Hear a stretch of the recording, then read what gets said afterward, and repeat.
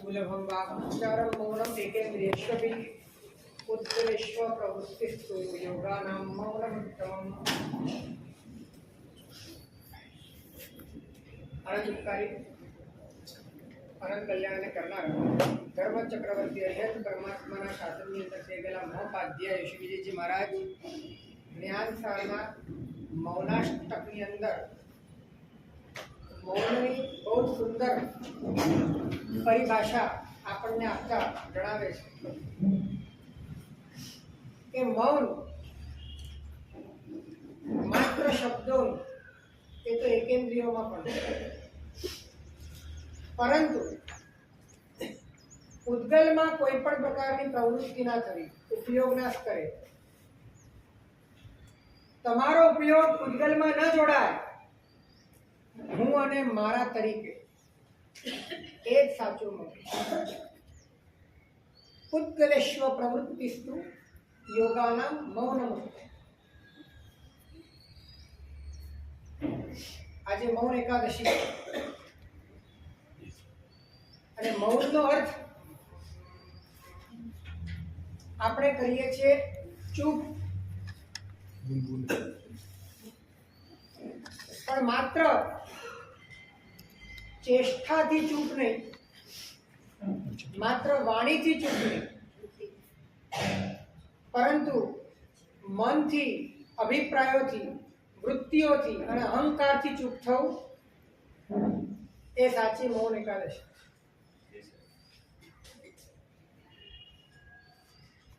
અંદરના પણ છેક અંદરના કેન્દ્રથી ચૂપ થવું એ સાચું મૌન છે.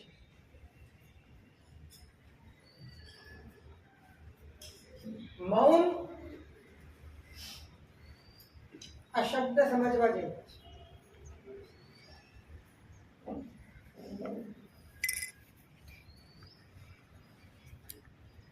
મન્યતેયો જગત્તત્વં સ મુનિ પરિકીર્તિ. જે જગતના તત્વને જાણે છે એની અંદર સહજ મૌન પ્રગટે છે. જગતનું તત્વ, જગતને નહીં, જગતનું તત્વ. જગતને તો બહુ જાણે, જગતમાં જે તત્વ છે, જગતમાં તત્વ એ છે કે દુનિયાના દરેક પદાર્થો એ માત્ર છેની કોટીમાં છે, છુની કોટીમાં છે. એ છું ક્યારે બની શકે એમ જ નથી, એ છે. આટલી વાત સમજાય જાય. એ છે અને આ પક્ષે છું, છે માં છું નહીં, છે છે અને છું છું. શરીર પણ આ જગતનું તત્વ છે, તમારું નહીં. આ મન પણ જગતનું તત્વ છે, તમારું નહીં. જગતના તત્વને અહીંયા તત્વ શબ્દ એટલા માટે વાપરે છે કે દરેક દુનિયાની દરેક આઇટમમાં જે કોમન ફેક્ટર રહેલું છે એને પકડવાનું છે. અને કોમન ફેક્ટર એટલું છે કે છે, છું નથી. એને તમે છે જ કહી શકો, એને છું ન કહેવાય.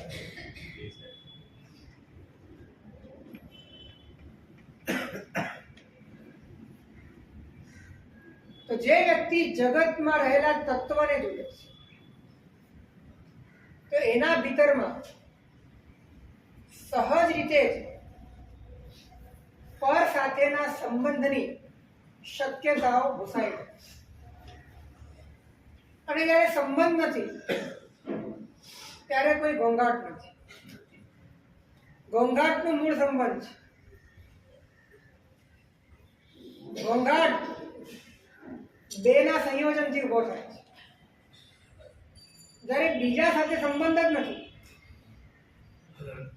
તો કોઈ અંદરમાં ધ્વનિ પણ નથી, અંદરમાં કોઈ વિકલ્પ નથી, કોઈ અભિપ્રાય નથી. મૌન પથરાઈ જાય.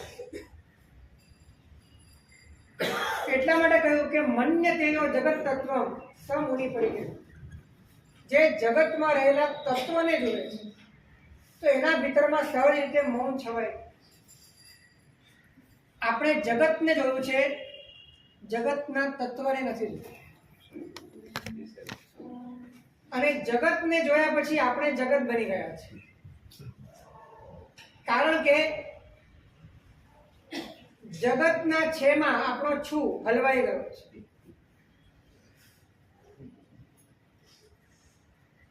જે જગત માત્ર દ્રશ્ય હતું એ દ્રશ્યને દ્રષ્ટા બનાવીને બેઠા છે. અને જ્યારે દ્રશ્ય દ્રષ્ટા બની ગયું તો એ દ્રશ્યને બીજા દ્રશ્ય સાથે સંબંધ ઉભો રહેવાનો છે. અને સંબંધ ઉભો રહેશે ત્યાં કોલાહલ થવાનો છે.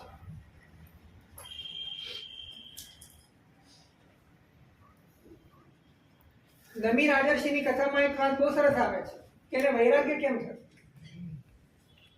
એને વૈરાગ્ય થવાનું કારણ એની પત્નીઓના હાથમાં રહેલા કંકણ, અને કંકણ ઘણા બધા હતા માટે વાગતા. એક નહોતા, અનેક હતા માટે વાગતા. એટલે સંઘર્ષ જ્યાં અનેક છે ત્યાં છે, જ્યાં એક છે ત્યાં કોઈ સંઘર્ષ નથી. નમી રાજર્ષિએ કહ્યું મારું માથું ચડે છે, તમે ચંદન લસોટો છો મારું માથું ઉતારવા, પણ તમારા અવાજથી મારું માથું ચડે છે.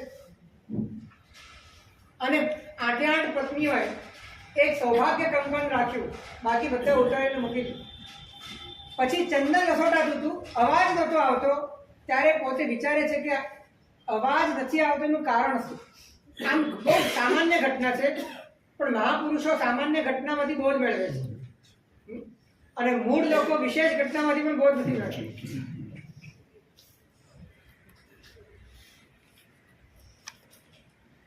તો એમણે જોયું કે પહેલા અનેક બંગડીઓ હતી, અનેક ચૂડીઓ હતી, અનેક કંકણ હતા, અને એના કારણે અવાજ આવતો, અશાંતિ થતી, સંઘર્ષ થતો. એટલે સંઘર્ષનું મૂળ બે છે. સંઘર્ષનું કારણ દ્વંદ્વ છે. સંઘર્ષ ત્યાં છે જ્યાં ડ્યુઆલિટી છે. અને વિચારે છે કે જો બહારમાં નિયમ લાગુ પડતો હોય તો અંદરમાં પણ આ જ નિયમ લાગુ છે.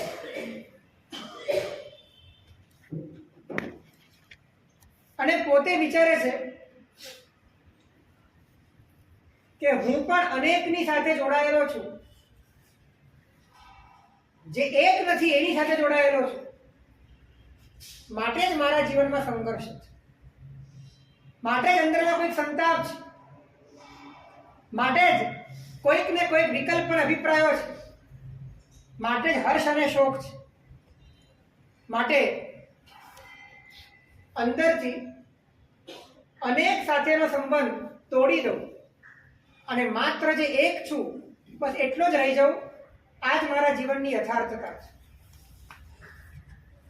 અને અંદરથી છૂટો પડતો એક નાનકડી ઘટનાએ કેટલો બધો મોટો બોધ આપ્યો. અને મૌન પથરાવા લાગ્યું. મૌન અંદર હતું એ સમજાવવા લાગ્યું.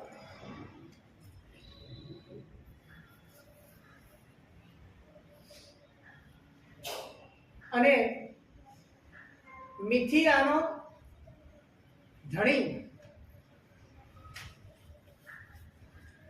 એક જ દિવસમાં આવેલું આ પરિવર્તન, કોઈ 6 મહિનાની ટ્રેનિંગ પણ નહીં, એક જ દિવસમાં પરિવર્તન આવ્યું. અને રાજપાટ છોડીને કોઈ પણ ગુરુ ભગવંતની શિક્ષા નથી, કોઈ ગુરુ ભગવંતની શિક્ષા નથી, કોઈ ઉપદેશ નથી મળ્યો. અને એને ખ્યાલ આવ્યો કે આ અનેકની વચ્ચે રહેવામાં આ એકની જાગૃતિ તૂટી શકે એમ છે. જોઈતું જ નથી, જેની સાથે મારો સંબંધ નથી એની સાથે સંબંધ સ્થાપિત કરવાના પ્રયત્ન કેમ. અને પ્રયત્નમાં કેવળ ઘોંઘાટ ઉભો થઈ રહ્યો, કેવળ ધ્વનિ ઉભો થઈ રહ્યો છે, કેવળ સંઘર્ષ ઉભો થઈ રહ્યો છે, મળતું કાંઈ નથી. અને નમી રાજા નમી રાજર્ષિ થઈ. જો મૌનને સમજો ને તો એની એટલી તાકાત છે કે દુનિયાનો કોઈ ઘોંઘાટ સંભળાય નહીં.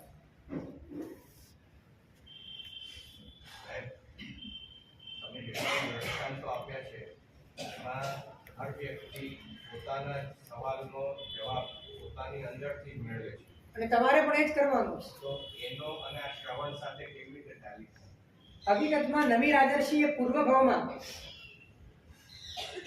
11 અંગને ધારણ કરનારા મુનિ હતા. અને માટે એ સંસ્કારોનું બળ લઈને આવે. એટલે ભૂમિકા તો શ્રવણથી જ ઘડાય છે. વિચારો બદલાય છે, અભિપ્રાયો બદલાય છે, માન્યતાઓ બદલાય છે, અણસાર બદલાય છે, અને એના કારણે અનુભૂતિ બદલાય. નિસર્ગાદ અધિગમાદ્વા તત્વાર્થમાં સમ્યક તો બે પ્રકારે થાય. નિસર્ગથી પણ થાય અને અધિગમથી પણ થાય. તો નિસર્ગથી જેને પણ થાય ને એ પૂર્વ ભાવમાં અધિગમ વાળો જોયા નિયમ છે. પૂર્વ ભાવમાં એને અધિગમ હોય જ. અને જેને પણ અધિગમથી થાય છે તેને અધિગમ વખતે જ થાય એવો કાયદો નથી. એને જ્યારે થાય ત્યારે પોતાની મળે જ થાય. પણ એમાં અધિગમ કારણ હોય એટલે એને થાય ત્યારે નિસર્ગથી જ થાય છે. એટલે બંનેમાં નિસર્ગ અને અધિગમ હોય છે. સાહેબ, તો આમાં સહજાત્મ સ્વરૂપ પરમ ગુરુ કેવી રીતે ટાલી થાય? એ તો પોતાના સ્વરૂપને યાદ કરવા માટેનો મંત્ર છે. અને આવા અનેક મંત્રો છે. નમો અરિહંતાણમ, નમો સિદ્ધાણમ, નમો આયર્યાણમ. એ પાંચે પાંચ પરમેષ્ઠી પણ સ્વરૂપની જ વાત છે. સ્વરૂપના ઉઘાડને પામેલા એવા આત્માઓની, એવા ગુણી પુરુષોની એની અંદર વાત છે. તો એ તમારા જ સ્વરૂપની વાત નવકાર મંત્રની અંદર અલગ અલગ ક્રમે, અલગ અલગ ઉઘાડના સ્તરે કરવામાં એનું અલગ અલગ પ્રયોજન છે. ફક્ત એક નમો સિદ્ધાણમ બોલતા જ તમારા સ્વરૂપના પ્રતિબિંબ સ્વરૂપ એવા સિદ્ધ અને બુદ્ધ મુક્ત આત્માઓનું સ્મરણ છે. તો મૂળ વાત આપણી એ છે કે મૌન આપણને સમજાયું નથી અને કદાચ આપણને બહુ સમજવાની રુચિ પણ નથી.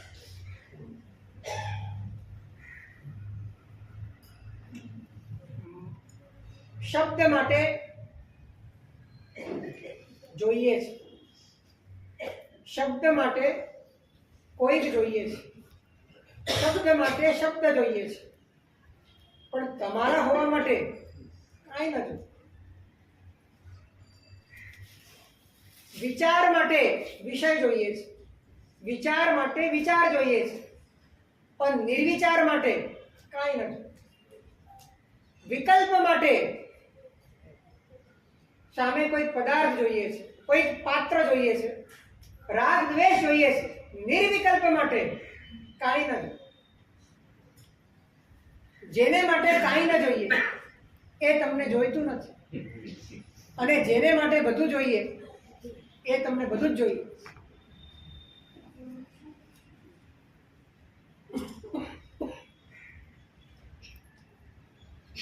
કારણ કે તમને તમે જ જોઈતા નથી.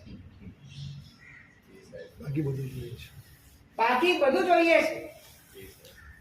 તમને તમે પણ બીજામાં જોઈએ છે, અને માટે જ તમને બીજું જોઈએ છે. જો તમને તમે બીજામાં ન જોઈએ તો તમને બીજું પણ ન જોઈએ. તો ભીતરમાં મૌન સહજ રીતે સમજાય છે, પથરાય છે, અનુભવાય છે. જ્યારે તમે શબ્દોથી ચૂપ હો છો, શબ્દોથી પણ, ત્યારે પણ શબ્દ નથી હોતા તમારી ઉપસ્થિતિઓ. 4 જણ વચ્ચે તમે જ્યારે નથી બોલતા ત્યારે તમારા શબ્દ નથી હોતા, પણ તમારી ઉપસ્થિતિ હોય, તમારી પ્રેઝન્સ હોય છે. હવે પ્રેઝન્સ તમારી દેહના સ્તર પર છે. તો જ્યારે તમે શબ્દોથી પણ મૌન હો છો ત્યારે તમારી પ્રેઝન્સ ઉઠી આવે છે, તરી આવે છે. તો જ્યારે તમે અભિપ્રાયોથી ચૂપ થાઓ છો, જ્યારે તમે વૃત્તિઓથી ચૂપ થાઓ છો, જ્યારે તમે અહંકારથી ચૂપ થાઓ છો, ત્યારે ચૈતન્યના સ્તરે તમારી જે ઉપસ્થિતિ છે એ તમારી પ્રગટ થાય છે. ચૂપ થવાથી તમે પ્રગટ થાઓ છો. ધ્યાન રાખો, આ બહુ અદ્ભુત વાત છે. તમે જેટલા ચૂપ થાઓ છો એટલા તમે પ્રગટ થાઓ. જેટલા તમે બોલો છો એટલા તમે ઢંકાઓ છો, એટલા તમે આવૃત્ત થાઓ છો, એટલા તમે ધૂંધળા થાઓ છો, એટલા તમે અસ્પષ્ટ થાઓ છો. બોલો છો એટલે માત્ર શબ્દથી નથી કહેતો, તમારા વિકલ્પોથી, વિચારોથી, અભિપ્રાયોથી તમારી જે પણ અંદરની બુમરેંગ છે એ દરેક વાત આવી ગઈ. અનુભવ કેમ વિપરીત થાય? અનુભવ કેમ વિપરીત થાય? અનુભવ કેમ વિપરીત થાય છે એટલે કે સવાલને હજી સ્પષ્ટ કરો. એટલે કે તમને એમ લાગે છે કે જો અમે નહીં બોલીએ તો અમે ધૂંધળા થઈ જઈશું, તો અમે અસ્પષ્ટ થઈ જઈશું, તો અમે પ્રગટ નહીં થઈએ. આજ કેવું છે? નોંધ પણ નહીં લે. નોંધ નહીં લેવાની.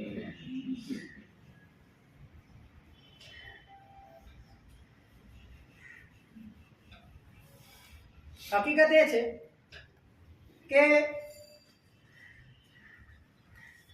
તમારે જે પ્રગટ થવું છે એ તમારી સામે નથી પ્રગટ થવું, તમારે બીજાની સામે થશે. પ્રોબ્લેમ આ છે. તમારે ઉપસ્થિત થવું છે, તમારે તમારી અંદર નહીં, તમારે બીજાની નજરોમાં, બીજાની આંખોમાં, બીજાના અભિપ્રાયમાં. અને જ્યારે તમે બીજાની આંખોમાં, બીજાના અભિપ્રાયમાં, બીજાના વિચારમાં ઉભા થવા માંગો છો, પ્રગટ થવા માંગો છો, વ્યક્ત થવા માંગો છો, સ્પષ્ટ થવા માંગો છો, ત્યારે કંઈક તમે છો એ પુરવાર કરવા માંગો. અને એ જ્યારે પુરવાર કરવા માંગો છો ત્યારે તમારા ભીતરના મૌનનું મૃત્યુ થાય છે. પરંતુ જ્યારે તમે તમારી સામે ઉપસ્થિત થવા માંગો છો, જ્યારે તમને તમારી અનુભૂતિમાં ઉપસ્થિત થવું છે, ત્યારે એ જિજ્ઞાસામાં તમે કંઈક છો એ પુરવાર થવા નથી માંગતા, હું કોણ છું એની જિજ્ઞાસા છે. અને એ જિજ્ઞાસા જેમ જેમ વધે છે તેમ તેમ ભીતરમાં મૌન પથરાતું જાય છે. અને જેમ જેમ મૌન પથરાય છે ને તેમ તેમ તમે પ્રગટ થાઓ છો, તેમ તેમ તમે સ્પષ્ટ થાઓ છો, તેમ તેમ તમારા ભીતરની અંદર તમારી વ્યક્તતા ઊભી થાય છે. તમારા પોતાના તમને દર્શન થવા લાગે છે. કેમ કે આ પાણી હવે શાંત થઈ ગયું છે, કચરો બેસી રહ્યો છે, પાણી ચોખ્ખું થઈ રહ્યું છે. હવે પાણીમાં બધું પ્રતિબિંબ પડી રહ્યું છે. તમે બોલો છો એટલા માટે કે તમારે બીજાની સામે પ્રગટ થવું છે.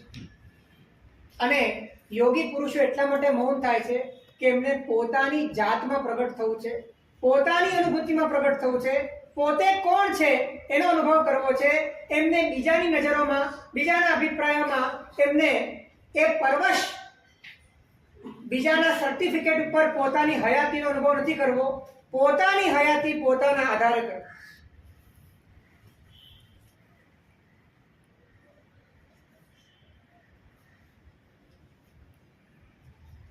આપણને જ્યાં સુધી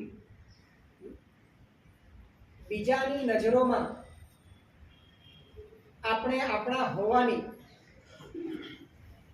આપણી હસ્તીની, આપણી હયાતીની, આપણા અસ્તિત્વની જ્યારે એનું પ્રમાણપત્ર આપણે ત્યાં માંગીએ, સર્ટિફિકેટ ત્યાં માંગીએ, ત્યાં સુધી આપણી જિંદગી કૂતરા જેવી રહે.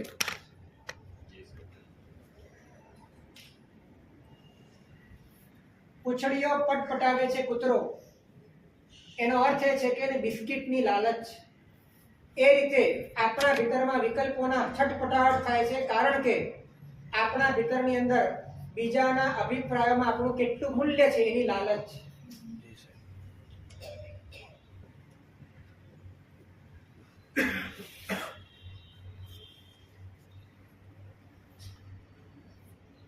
કૂતરાની લાલચ બિસ્કિટની અને આપણી લાલચ અભિપ્રાયની છે. આનાથી વધારે કોઈ બહુ મોટો ફરક નથી. ચંચળતા તો એક છે. અને કદાચ એમ કહીએ કે કૂતરાને તો એક બિસ્કિટ મળી જાય તો શાંત થઈ જાય.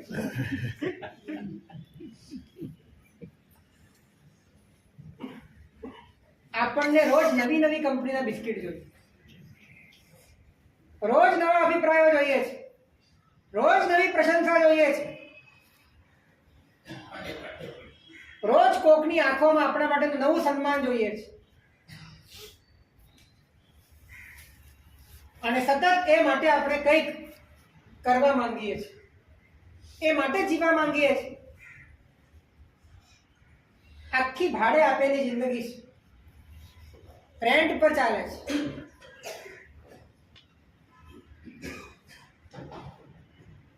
આમાં મૌન ક્યાંથી આવે?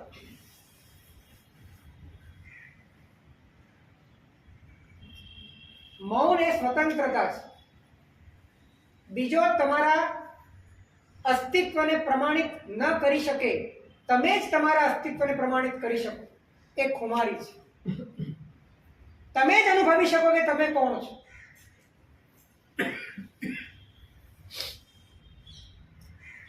અને ત્યારે જ ભીતરમાં એ શાંતતા આવે છે, ત્યારે જ એ સ્થિરતા આવે છે, ત્યારે જ અંદરમાં સ્વાધીન પૂર્ણતાનો અનુભવ થાય છે.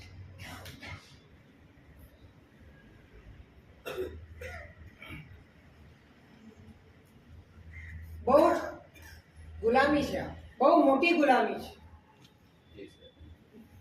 તમે ખૂબ શાંતિથી વિચારશો તો તમને ખ્યાલ આવશે કે લગભગ આખું જીવન તમે બીજા માટે જીવો.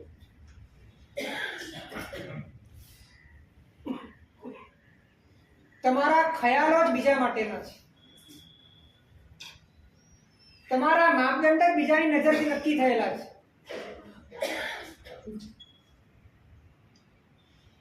તમે કપડું પણ નક્કી કરો છો, એક શર્ટ નક્કી કરો છો, ત્યારે પણ એ માપદંડ તમારી આંખોનું નથી હોતું, બીજાની આંખોનું. એટલે તમારું જે ચાલક બળ છે, તમારું જે ડ્રાઇવિંગ ફોર્સ છે, તમારા હાથમાં નથી.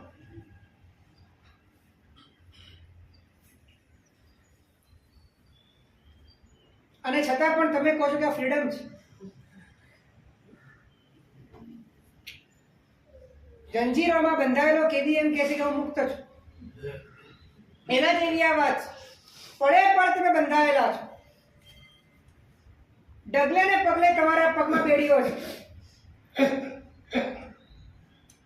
લોક સંજ્ઞાઓથી તમે આહત થઈ ગયેલા છો.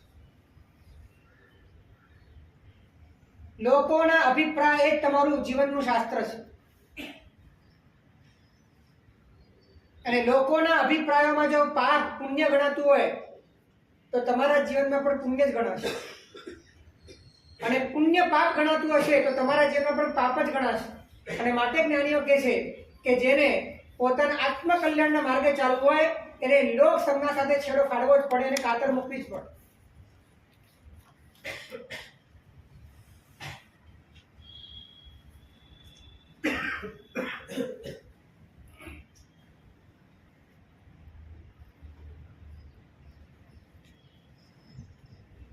જ્ઞાનીઓએ બતાડેલા તત્વનો સ્વીકાર કરીને, સત્યને જાણીને અને પોતાના અનુભવથી પણ પ્રમાણિત કરીને એ ટોળાઓના પ્રવાહમાં ક્યારે આવે નહીં. સમજ વગરના સમાજના ઇન્ફ્લુઅન્સમાં આવીને પોતાની આંતરિક માન્યતાઓમાં અને પોતાના આચરણમાં ક્યારે બદલાવ કરે નહીં, એટલો તટસ્થ અને મધ્યસ્થ હોય, એનું જ અહીંયા કામ છે.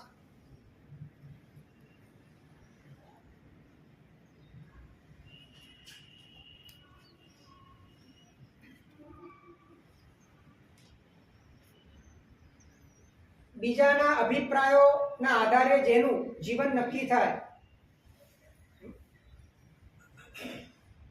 એ વ્યક્તિઓનું આપણી સંસ્કૃતિમાં ઓબીસી બીબીસી જેટલું જ મૂલ્ય છે.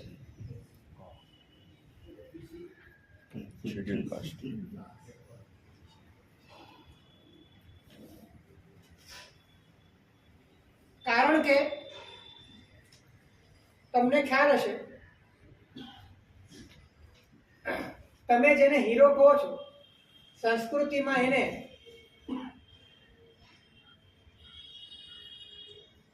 એ નાચનારા અને ગાનારા, એ નટ અને ભાટ, એની વેલ્યુ સંસ્કૃતિમાં નીચે એટલા માટે હતી કેમ કે એમની હસ્તી બીજાના અભિપ્રાયો.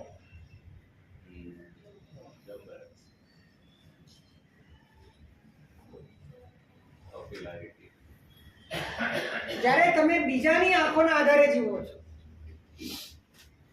બીજાના અભિપ્રાય પર જીવો છો, ત્યારે તમારી પોતાની સ્વાધીનતા એટલી, આંતરિક તમારી ખુમારી, આંતરિક બળ, આત્મબળ તમારું ઘટે છે.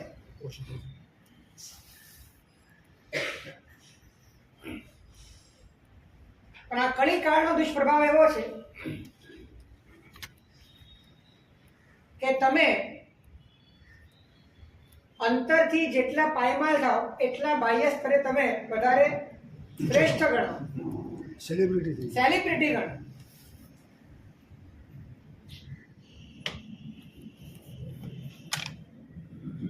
આ પરાધીનતાઓ જેટલી વધે છે જીવનમાં, એટલું અંદરનું જીવન તમારું, આંતરિક જીવન તમારું તહસ નહસ થઈ જાય. અને માટે જ આપણે ત્યાં ગાનારા, નાચનારા, બોલનારા આ બધાની જાતિ ઉચ્ચ જાતિમાં એની સમાવિષ્ટ કરી નથી, કેમ કે બીજાના અભિપ્રાયો કરે છે.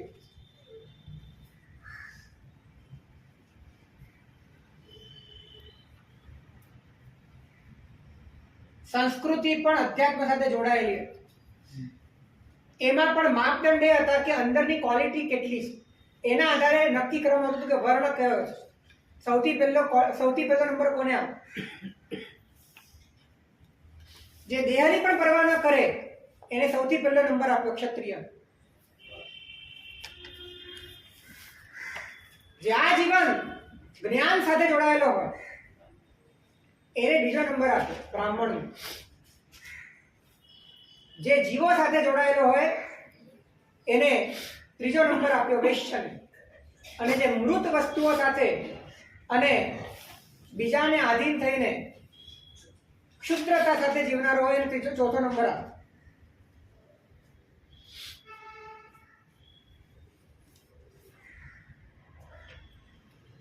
તો આ બધા જ માપદંડો પાછળ લોજિક છે.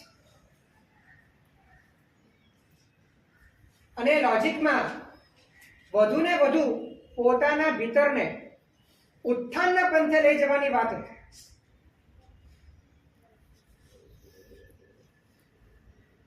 હવે તો આવા કોઈ માપદંડ જ નથી. હવે તમારું જીવન એ તમે અંદરથી જેટલા ખુવાર થાવ એટલું મહાન ગણાય છે.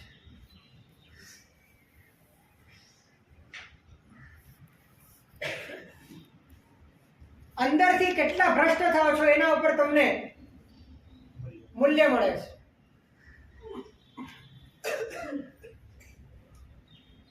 એટલે ખરેખર જો સાચા જૈન હોઈએ તો આ લોક સંજ્ઞાનો, લોક પ્રવાહનો,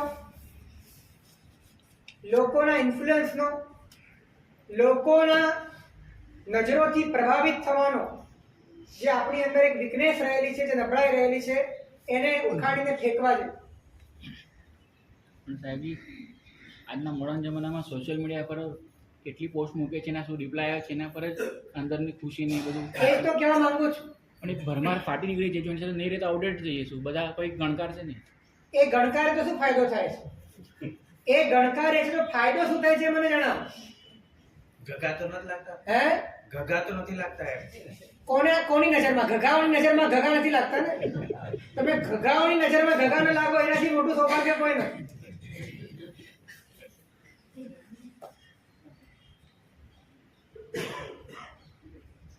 ગાંડાઓની નજરમાં ગાંડા ગણાવો એ ડાપણની જ નિશાની છે. એમાં કઈ ખોટું નથી.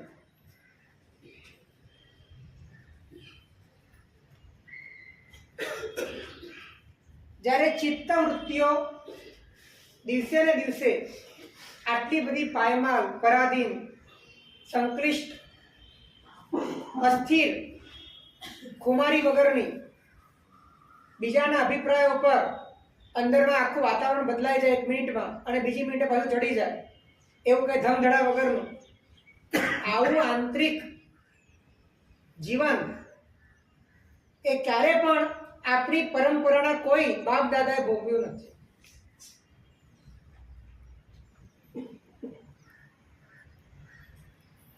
હકીકતમાં ધર્મ કરવા માટે અંતરની આ સ્થિતિ ચાલી જ નથી. પંચાશદની અંદર લખ્યું છે, નહીં અપ્રશાંત ચિત્તો ધર્માધિકારી ભવતી. જેનું ચિત્ત શાંત નથી થયું ને ધર્મનો અધિકારી જ નથી.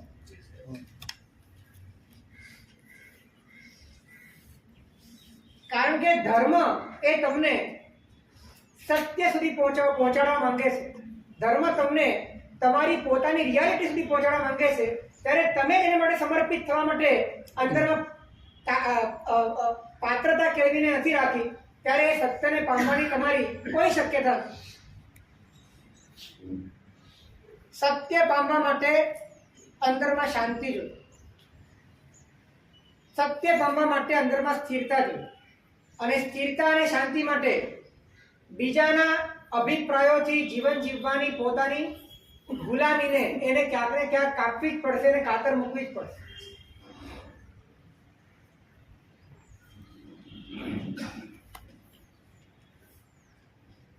બીજાની સામે ઉપસ્થિત થવા માટે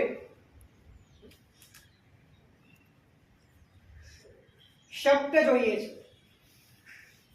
રૂપ જોઈએ છે અને નામ જોઈએ છે.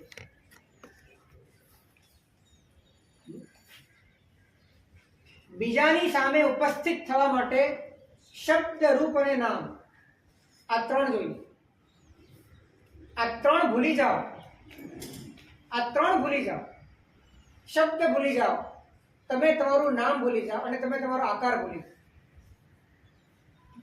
જેને પોતાની સામે, પોતાના ભીતરમાં, પોતાની નજરમાં, પોતાના અનુભવમાં પોતે પ્રગટ થવું છે, એને શબ્દની જરૂર નથી. પોતાની સાથે વાત કરવા માટે શબ્દની કોઈ જરૂર નથી. એને કોઈ નામની પણ જરૂર નથી અને એને કોઈ આકારની પણ જરૂર. ત્યારે પોતે જ્યારે બીજાની અપેક્ષા નથી રાખતો ત્યારે શબ્દથી પાછો વળે છે. બીજાની અપેક્ષા નથી રાખતો ત્યારે નામથી પાછો વળે છે. બીજાની અપેક્ષા નથી રાખતો ત્યારે આકારથી પાછો વળે છે. અને ત્યારે પોતે પોતાનામાં ભીતરમાં જે અશબ્દ છે, પોતાના ભીતરમાં જે નિરાકાર છે, પોતાના ભીતરમાં જે અનામી તત્વ છે, જે અરૂપી તત્વ છે, એને સમજવા માટે કાબેલ થાય.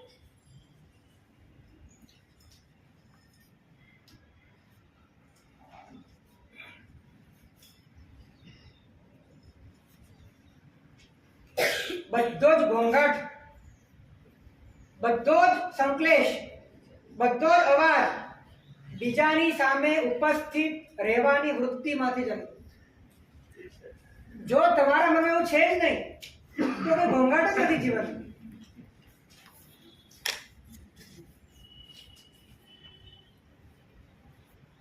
જે માત્ર પોતાની સામે ઉપસ્થિત રહેવા માંગે છે, પોતે પોતાનામાં ઉપસ્થિત રહેવા માંગે છે,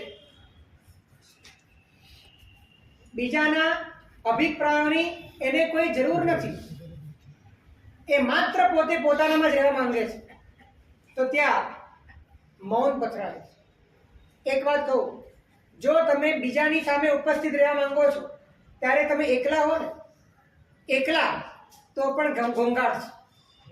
જી સર. અને જે પોતાનામાં રહેવા માંગે છે એવા 500 મુનિઓ એ પસાર થતા હોય ને ત્યાં પણ પરમ મૌન પથરાય.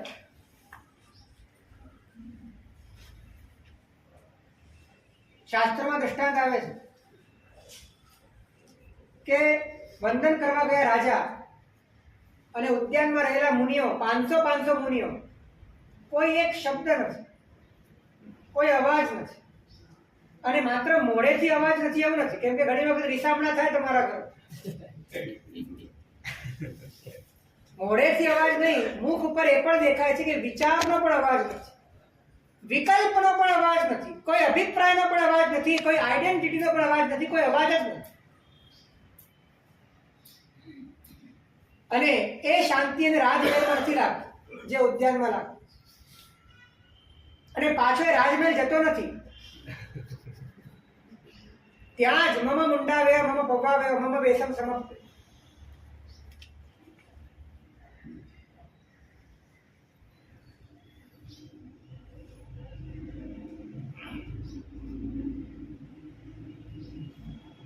શબ્દ, નામ અને આકાર આ ત્રણ બીજા માટે છે, આપણા માટે નથી. તો જે આપણા માટે ન હોય એનો મદાર આપણે આપણા માટે કેમ રાખીએ? શબ્દ પણ બીજા માટે છે, નામ પણ બીજા માટે. જો આ દુનિયામાં તમે એકલા જ હોત તો નામની જરૂર પડે. આ દુનિયામાં તમે એકલા જ હોત તો નામની જરૂર ન પડે, નામ બીજા માટે. અને આકાર પણ બીજા માટે છે. તમે અરીસામાં કોને માટે જુઓ છો? તમારા માટે જુઓ છો? અરીસામાં તમે મોઢું જુઓ છો એ તમારા માટે જુઓ છો? હે? કોને માટે જુઓ છો? બીજા માટે. મુનિ ક્યારે અરીસામાં ન જુઓ. આ રહસ્ય તમને ક્યારે સમજાયું નહીં હોય કે કેમ નથી જોયું. કેમ કે મુનિને બીજાની સામે ઉપસ્થિત નથી થયું, એને પોતાની સામે ઉપસ્થિત. એને કાચમાં જોવાનું કોઈ પ્રયોજન નથી.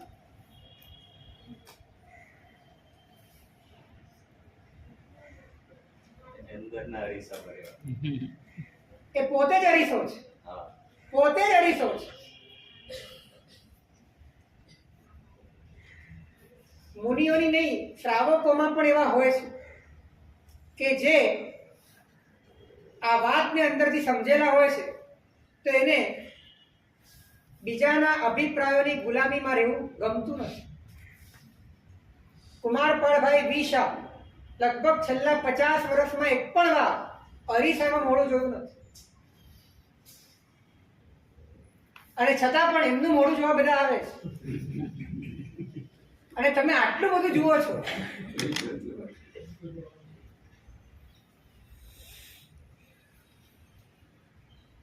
અરીસામાં મોઢું જોવાથી બીજો તમને જાણે ન જાણે, બીજાની નજરમાં તમે કેવા લાગશો નહીં લાગે બીજી વાત છે, પણ તમે બીજાની નજરને ઓશિયાળા બનવાની પરાધીનતા દિવસે દિવસે વધારી રહ્યા છો.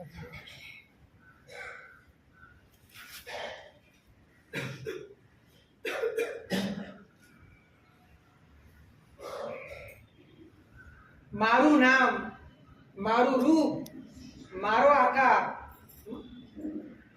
કપડાં પહેરતી વખતે પણ એ જ ભાવ, અરીસામાં જોતી વખતે પણ એ જ ભાવ, ચાલતી વખતે ને બોલતી વખતે પણ એ જ ભાવ. તો તમે ક્યાં છો? આખી જિંદગી બીજા માટે.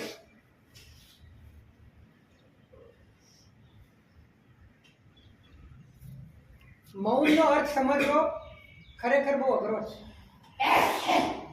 મૌન બહુ અદ્ભુત વસ્તુ છે. મૌન તમારી અંદરની વસ્તુ છે. તમે તમારી સામે ઉપસ્થિત થાઓ તે મૌન છે. માત્ર તમને તમારી જ પડી હોય એટલે કે સ્વાર્થની વાત નથી. સ્વાર્થ તો ત્યારે હોય છે જ્યારે તમારો હું એ છે સાથે જોડાય છે, ત્યારે સ્વાર્થ. પણ જ્યારે તમારું શરીર પણ તમને તમારું લાગતું નથી, જ્યારે તમે માત્ર તમારામાં છો, ત્યારે મૌન તમને સાચું સમજાય છે, એ મૌન તમને અંદરથી એટલી બધી પ્રશાંતતા આપે છે, એટલી બધી સહજતા આપે છે કે સંસારના કોઈ પણ બાહ્ય પદાર્થો એની પરાધીનતા, એની ગુલામી તમારા જીવનમાં રહેતી.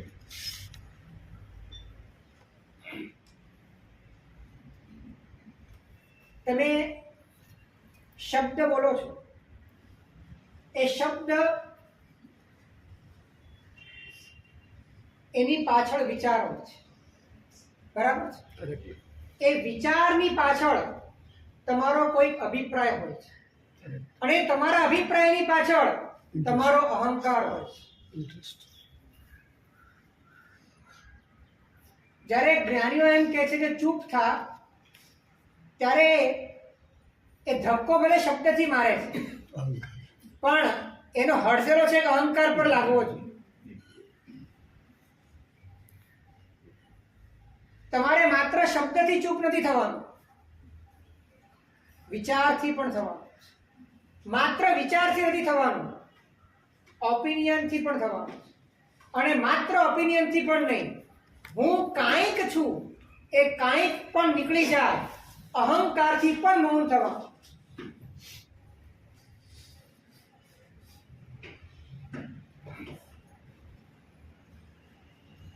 અને જ્યારે તમે અહંકારથી મૌન થાઓ છો, ત્યારે તમને સમજાય છે કે મૌન થયો નહીં, મૌન હતું જ.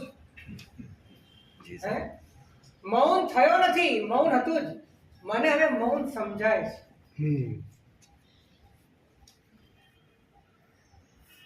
મૌન પથરાયેલું જ હતું અંદર, પણ હું ક્યાંક આડો અવળો ચાલ્યો ગયો. એક એક્ઝામ્પલથી તમને સમજાવું કે એક ગુફા છે, એમાં બીજી ગુફા છે, એમાંથી પછી બીજી ગુફા છે, એમ અંદર 7 ગુફા છે. 7મી ગુફામાં ઘોર અંધકાર છે. હવે એ વ્યક્તિને પ્રકાશ તરફ જવું છે, પ્રકાશને પામવો છે, તો હવે શું કરશે?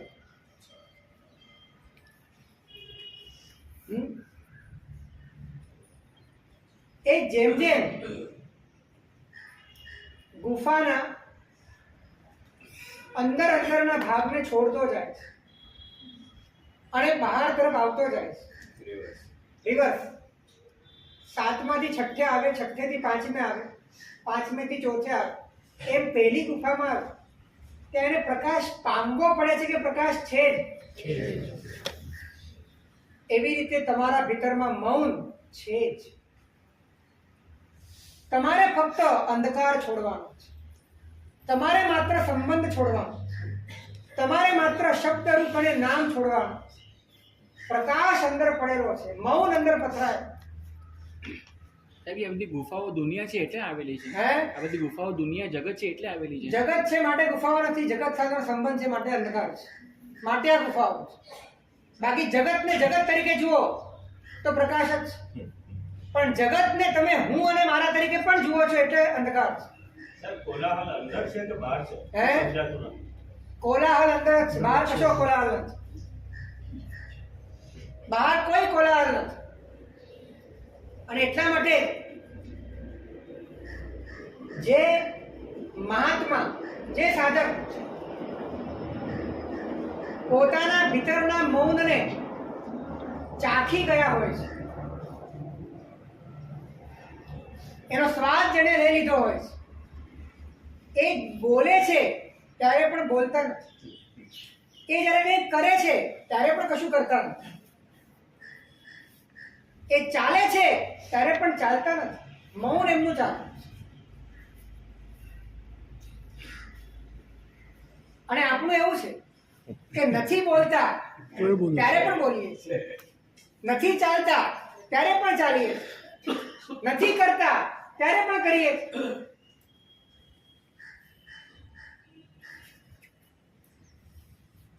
કારણ કે એ મહાપુરુષો પોતે પોતાનામાં ઉપસ્થિત થયા છે અને માટે એમને મૌન ચાખ્યું છે. આપણે બીજાની સામે જ ઉપસ્થિત થવા માટેનો પ્રયત્ન કર્યો છે અને માટે સતત કોલાહલમાં જીવ્યું. એક વાત ધ્યાન, સંપૂર્ણ અકર્તા ભાવ સંપૂર્ણ અકર્તા ભાવ એ અભોક્તા ભાવ એ પર તરફ ખોલનારો શબ્દ છે, પણ સંપૂર્ણપણે પોતાના અસ્તિત્વનો સ્વીકાર, અસ્તિત્વનો અનુભવ એ સ્વ તરફ ખોલનારો શબ્દ છે. અને એ જ્યારે થાય છે ત્યારે આ બહારનું પણ થઈ જ જાય છે, અકર્તાપણું અભોક્તાપણું આવી જ જાય. એ અભોગ એ જ છે આમાં.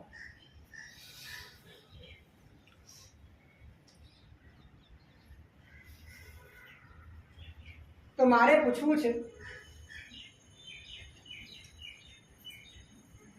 કે આ ગુલામીમાંથી, આ ગુલામી તમને ગુલામી લાગે છે? સૌથી પહેલા તો એ પ્રશ્ન છે.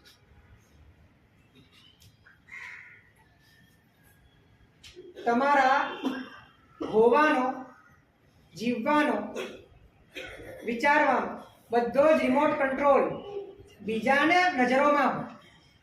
એ ગુલામી તમને પસંદ છે?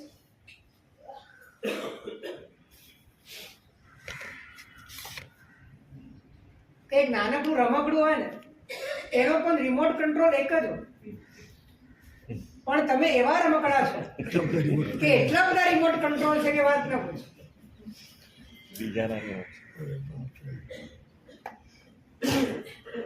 સાહેબની તો ક્યારેક ચિંતા થતા હોય અમારી હયાતી નહીં હોય તો લોકો યાદ કેવી રીતના કરશે? શું અમારી આઈડેન્ટિટી કેમ યાદ કેમ કરતા અમને? લોકો યાદ કરે એની ચિંતા છોડો, તમે તમને યાદ કરો. તમે તમને કેમ યાદ નથી કરી રહ્યા? અને કહું તમને, આ દુનિયામાં કોઈની યાદ ક્યારે રહેતી નથી. આ દુનિયામાં ક્યારે કોઈની યાદ નથી રહેતી. ભરત ચક્રવર્તી જ્યારે તમિસ્ત્રા ગુફામાં જાય છે, ત્યાં એ ગુફાના દ્વાર ખોલતા પહેલા ચક્રવર્તી તરીકે દંડરત્નથી ત્યાં પોતાનું નામ લખવું પડે. અને ત્યાં એના પહેલાના અનેક ચક્રવર્તીઓના નામ છે, કોઈકનું ભૂસીને જ લખવું. એટલા બધા ચક્રવર્તીઓ થઈ ગયા છે, એટલા ચક્રવર્તીઓ થયા છે કે ત્યાં જગ્યા નહોતી, ત્યાં લખવું પડે. અને એ વખતે ભરત ચક્રવર્તીના મનમાં વૈરાગ્ય આવે છે કે કાલે મારું પણ નામ ભૂસાવો.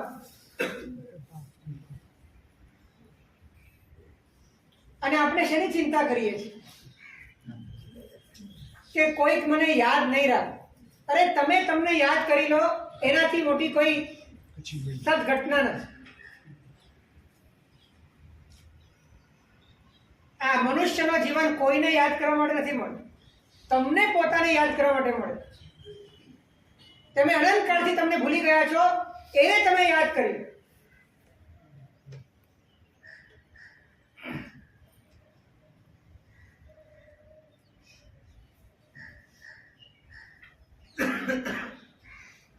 પરમાત્માનું શાસન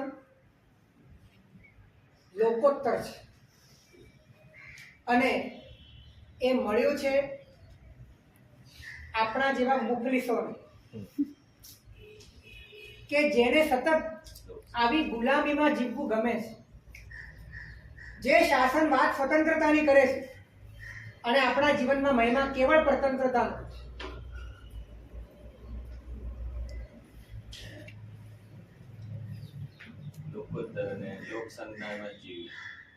લોક સંજ્ઞાથી જીવનારાને આ લોકોત્તર શાસન ક્યારે પણ સમજાતું નથી. અને જેના ભીતરમાં લોક સંજ્ઞાનો જ સામ્રાજ્ય છે, એ જ્યારે જૈન શાસનમાં કોઈ પણ કાર્ય કરવામાં જ્યારે પોતે આગળ આવે છે, ત્યારે શાસનને પણ ભયંકર નુકસાન થાય.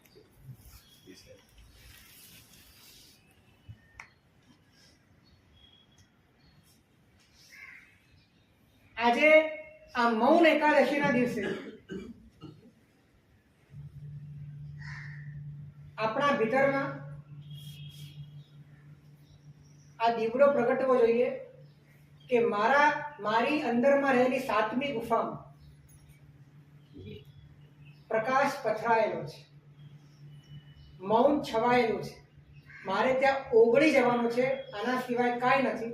અને એ માટે મારે આ સાતમી, છઠ્ઠી, પાંચમી, ચોથી, ત્રીજી ગુફામાંથી નીકળી જવા. મારે આ સંબંધોને અલવિદા કહેવા છે. મારે આ પરમાં હું પણ અને મારા પણ એને ભૂલી જવું છે,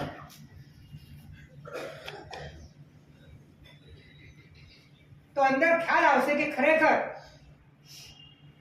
પ્રકાશ પથરાયો, ખરેખર અસ્તિત્વ પરમાત્મા સ્વરૂપે વિરાજમાન છે. એક વાત કહું તમને, અંધકારમાં મહેનત બહુ કરવી પડે, અંધકારમાં મહેનત બહુ કરવી પડે. તમારું તમે જ પોતે જાણે ખોવાઈ ગયેલા હો, તમારે તમને પણ શોધવા પડે. અને તમારી કોઈ વસ્તુ ખોવાયેલી હોય તો એને પણ તમારે શોધવી પડે. અને શોધવા માટે છે ને તમારે કંઈક ચેષ્ટા કરવી પડે, તમારે હાથ પગ હલાવવા પડે. અનંતકાળથી આપણામાં જે કંઈક કરવાની વાસના છે એનું કારણ જ અંધકાર છે. અને જ્યારે પ્રકાશમાં આવો છો ત્યારે ખબર પડે કે છું, પ્રકાશમાં આવો ત્યારે ખબર પડે કે બધું અહીંયા જ છે, ત્યારે કંઈ કરવાની જરૂર નથી. પણ આપણને ડર એ છે કે પ્રકાશમાં જશું તો કરવાનું બંધ થઈ જશે. કરવાનું શું? પણ તું કરતો તો જેને ગોતવા માટે એ તને મળી જશે. તું અનંતકાળથી જે કરી રહ્યો છે એ તું તને સર્ટિફાઈડ કરવા માટે કરી રહ્યો છે. ત્યારે તને તું જ મળી જાય ત્યારે તારે કરવાની કઈ જરૂર નથી.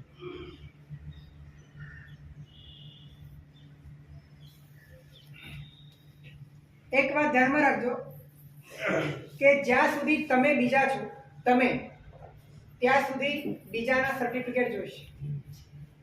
અને જ્યાં સુધી બીજાના સર્ટિફિકેટ લેતા રહેશો ત્યાં સુધી તમે બીજા જ બન્યા કરશો. આ 20 ચક્ર છે. રિપીટ. જ્યાં સુધી તમે પરાયા છો, ભાડુતી છો, ત્યાં સુધી તમને બીજાના જ સર્ટિફિકેટ જોઈશે, બીજાના જ અભિપ્રાયો જોઈશે, બીજાની સામે ઉપસ્થિત રહેવા માટે તમારી ગુલામી કામ કરશે. અને જ્યાં સુધી તમે બીજાના સર્ટિફિકેટ લેતા જ રહેશો ત્યાં સુધી તમે કાયમ બીજા બનતા જ રહેશો. એટલે આ સાંકળ તોડવા માટે બીજાના સર્ટિફિકેટ લેવાના બંધ કરી અને પોતાના સ્વરૂપનું લક્ષ્ય રાખી, પોતાના જ્ઞાન સ્વરૂપને શ્રદ્ધામાં પ્રતિષ્ઠિત કરી અનંતકાળથી જે બીજા બનતા આવ્યા છો એ બીજા બનવાનું પણ બંધ કરી દો, તો તમારા ભીતરની અંદર સ્વતંત્રતાનો ઉદય થશે.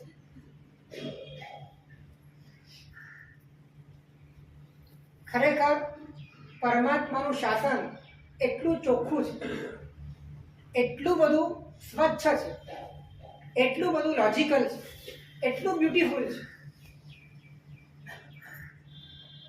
કોઈ ગોલમાલ નથી, એકદમ સીધી વાત છે. પણ મોહના કારણે આપણને થોડીક અઘરી પડે, મોહના કારણે આપણને ડાયજેસ્ટ નથી થતું. પણ જો મોહને મારવા આપણે તૈયાર થઈ જઈએ તો આ શાસન આપણને ખૂબ ઉપકારી થાય એવું છે. અને જન્મો જન્મનો થાક ઉતરે અને અનંતકાળ સુધી પરમ આરામ મળે એવા સુખધામ સ્વરૂપ પોતાના આત્મતત્વની અંદર વિશ્રાંત કરવાની તાકાત આ પરમાત્માનું શાસન ધરાવે. માટે પ્રભુના શાસનને, શાસનની વાતોને જીવનમાં સતત ઘૂંટ્યા કરવી જોઈએ. શબ્દો એવા જ સાંભળો કે જે અશબ્દમાં લઈ, આકાર એ જ જુઓ જે નિરાકારમાં લઈ, નામ એનું જ જપો જે તમને નામાતીત બનાવે. અને એ માટે જ્ઞાનીઓના શબ્દો સાથે કાયમ આપણો સંબંધ રહેવો જોઈએ.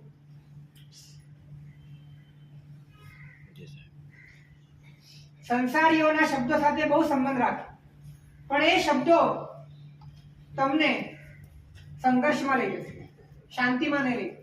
જ્ઞાનીઓના શબ્દો સાથે સંબંધ રાખો, અને જ્ઞાનીઓના શબ્દો સાથે સંબંધ રાખવો એનું જ નામ સ્વાધ્યાય છે, કે જે તમને સ્વ તરફ લઈ જાય. જે શબ્દ પૂતગલ તરફ લઈ, પૂતગલાતીત તરફ લઈ.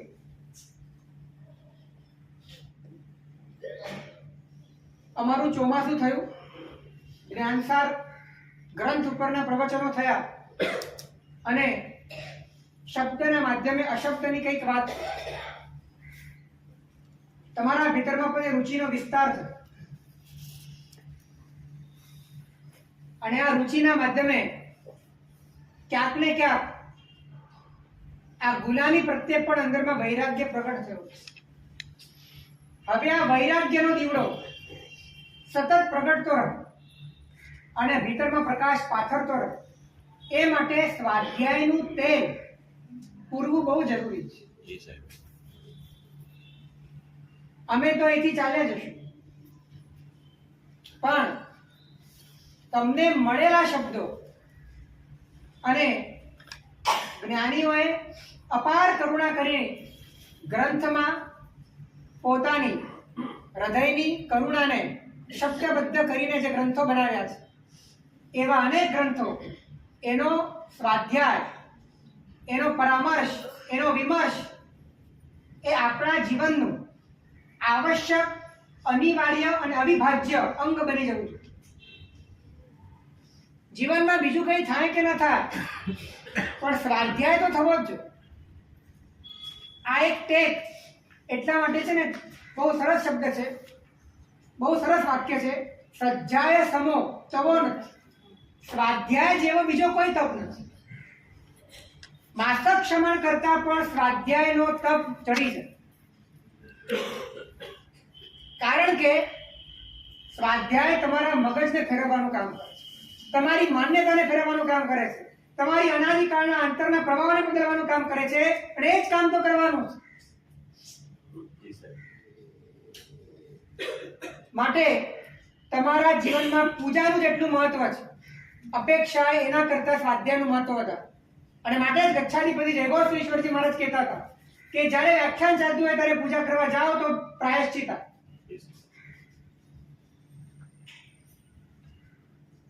તો તમને બધાને અનુરોધ છે, ગઈકાલે પણ વાત કરી છે, આજે ફરી વાત કરું છું.